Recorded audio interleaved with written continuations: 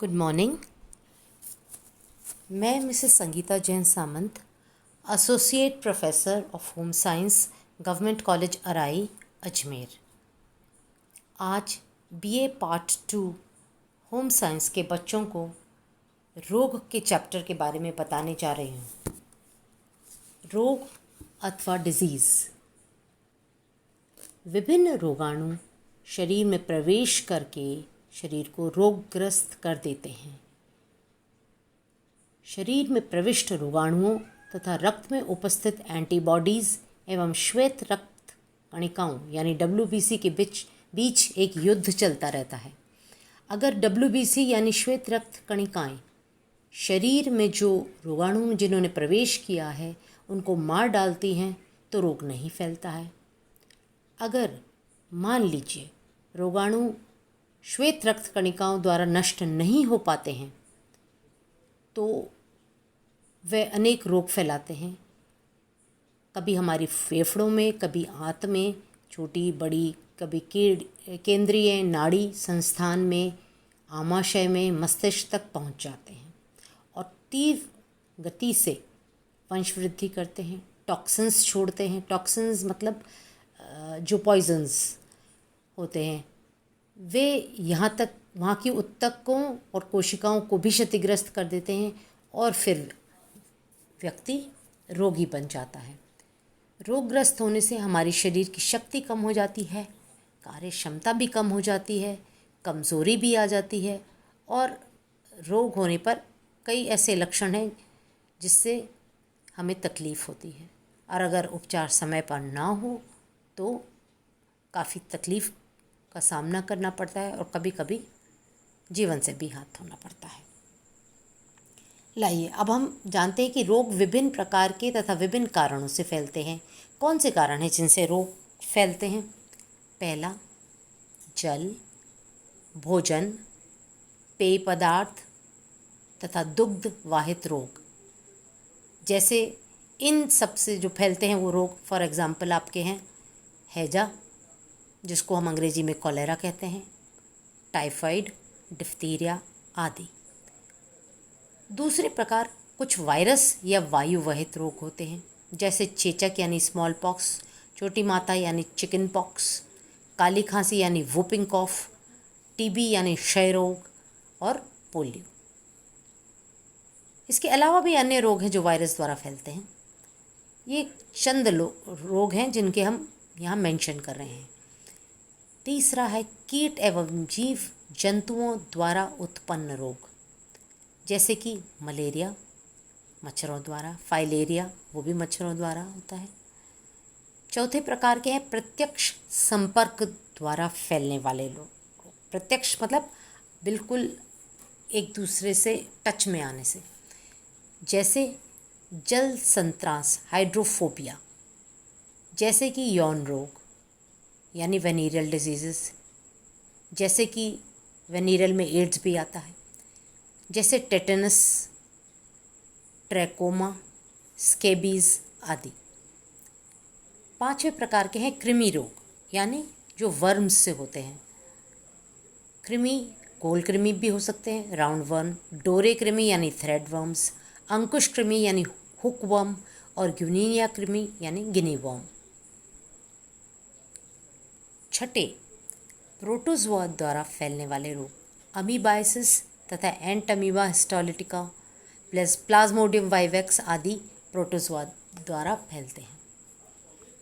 प्रत्येक रोग के लक्षण और उपचार भिन्न भिन्न होते हैं। इनका उद्भवन काल भी भिन्न भिन्न होता है। रोग के चैप्टर में आगे बढ़ने से पहले हमारे को कुछ परिभाषाएं या डेफिनेशन आनी चाहिए। जैसे पहला है संक्रमण यानी इन्फेक्शन। जब स्वस्थ व्यक्ति के शरीर में रोगाणुओं का प्रवेश हो जाता है और वे रोगाणु गुणन क्रिया द्वारा वंश वृद्धि करने लगते हैं तथा व्यक्ति में रोग को उत्पन्न करते हैं, जिससे व्यक्ति के शरीर में कुछ लक्षण व संकेत उत्पन्न होते हैं और उसका स्वास्थ्य गिरने लगता है, वह स्थिति संक्रमण कहलाती है। इस प्रकार वह रोग जो एक व्यक्ति से दूसरे व्यक्ति में फैलता है संक्रामक रोग कहलाता है। अब संक्रमण कारक, इन्फेक्टिव एजेंट, वह कारक जो संक्रमण फैलाने का कार्य करते हैं संक्रमण कारक कहलाते हैं, जैसे जीवाणु, जैसे विषाणु, फफूंदी, कीट, प्रोटोजोआ, कृमि आदि। अब संचारी रोग क्या होते हैं, यानी कम्युनिकेबल डिजीज़, तीसरी हमारी जो डेफिनेशन है या जिसके बारे में बताने जा रहे हैं। जब संक्रामक रोग प्रत्यक्ष या अप्रत्यक्ष संसर्ग से एक व्यक्ति से दूसरे व्यक्ति में फैलता है तो संचारी रोग यानी कम्युनिकेबल डिजीज़ कहलाता है, यानी एक व्यक्ति से दूसरे व्यक्ति को लगने वाला रोग। हैजा, टाइफाइड, पेचिश आदि दूषित जल, भोजन आदि से फैलते हैं ऐसे रोग। जबकि टीबी, निमोनिया, डिप्थीरिया आदि वायुवाहित रोग हैं और श्वसन रोग भी कहते हैं इन्हें। मलेरिया, फाइलेरिया कीट एवं चूहों से फैलते हैं। कुछ यौन रोग यानी यौन संपर्क में आने से होते हैं। तो इस तरह से ये सब कम्युनिकेबल डिजीज़ के कैटेगरी में आते हैं। चौथा है उद्भवन काल क्या होता है, या अंग्रेज़ी में इंक्यूबेशन पीरियड। शरीर में रोगाणु के प्रवेश करने के बाद रोग के लक्षण उत्पन्न होने तक का समय उद्भवन काल या उद्भवन अवधि या इंक्यूबेशन पीरियड कहलाता है। मतलब जैसे आपके शरीर में कीटाणु या रोगाणु तो चला गया, मगर जब तक उसके लक्षण बाहर आते हैं उस तक का समय इंक्यूबेशन पीरियड कहलाता है। संक्रमण काल, इन्फेक्टिव पीरियड। रोग मुक्ति के पूर्व या बाद में भी रोगी व्यक्ति संक्रामक इन्फेक्शस बना रहता है, अतः इस काल को संक्रमण काल या इन्फेक्टिव पीरियड कहता है। मतलब वो पीरियड जब आपको रोग लग चुका है तब से लेकर के जब तक आप दूसरे को रोग फैलाने की स्थिति में होते हैं वो इन्फेक्शस पीरियड या इन्फेक्टिव पीरियड कहलाता है। छठी डेफिनेशन है विकीर्ण की, स्पोरेडिक। जब संक्रामक रोग कुछ ही लोगों में या यत्र तत्र स्थानों में फैला हो तथा समय समय पर होता हो परंतु अधिक संख्या में लोग इस रोग से ग्रसित नहीं होते तो वह विकीर्ण या स्पोरेडिक कहलाता है।